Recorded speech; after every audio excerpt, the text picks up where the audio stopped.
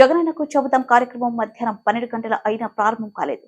వచ్చిన ఆర్చిదారులంతా ఎండకు నీరు కక్కుతూ ఎండకు వేసిన శామినాల క్రింద కూర్చోవాల్సిన పరిస్థితి ఏర్పడింది. చివరిగా 12:30 కార్యక్రమం ప్రారంభించారు. జిల్లా కలెక్టర్ కార్యక్రమానికి హాజరవుతారని సమాచారం ఉంది. కానీ కార్యక్రమానికి హాజరు కాకపోవడంతో ఆర్చిదారులందరూ నిరాశకు గురయ్యారు. పలువురు ఆర్చీలు ఇచ్చిన పరిష్కారం కాదని, అందుకే కలెక్టర్ కూడా కార్యక్రమానికి రాలేదని పలు అనుమానాలు వ్యక్తం చేస్తూ ఆర్జీ ఇవ్వకుండా వెనుతిరిగారు. ఎన్నికల సమయం ముందు కార్యక్రమంపై ప్రజలు తీవ్ర అసహనాన్ని వ్యక్తం చేస్తున్నారు.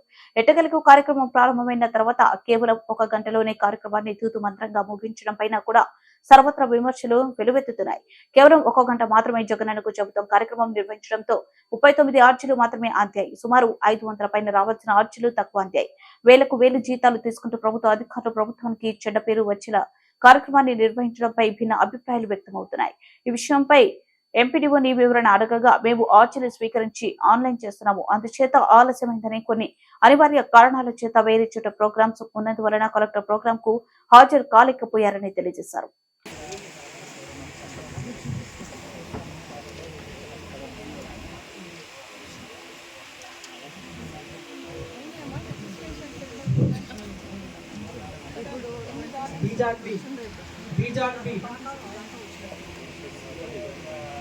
హజీరారు బీజార్పి ఎప్పుడు స్టేజ్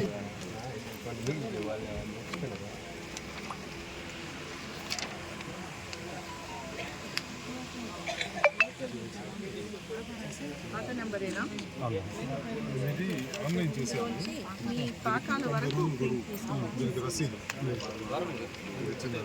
అది ఇదే మేడం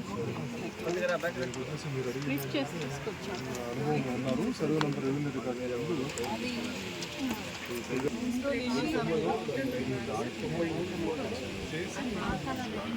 దగ్గర ఏమైనా డాక్యుమెంట్స్ అన్నీ కలిపి పేరెంట్స్ మళ్ళీ తర్వాత ట్రాన్సాక్షన్ ఏమైనా అయిందా చూసారు ఈ 30 కేసులో వాళ్ళు మమ్మల్ని చాలా ఇబ్బంది పెడుతున్నారు. పోలీస్ కేసులు అవును 1.5 అక్కడ వాళ్ళు మా కేసులు పెట్టుకున్నారు. మీ దగ్గర ఆధారాలు ఉన్నాయా?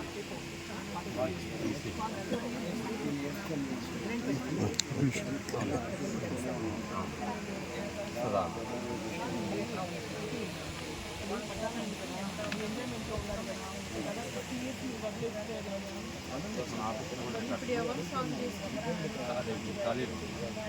మీరు లేరు వాళ్ళు ఎవరి కంట్రోల్లో ఉంది ల్యాండ్? వాళ్ళు కేసు కూడా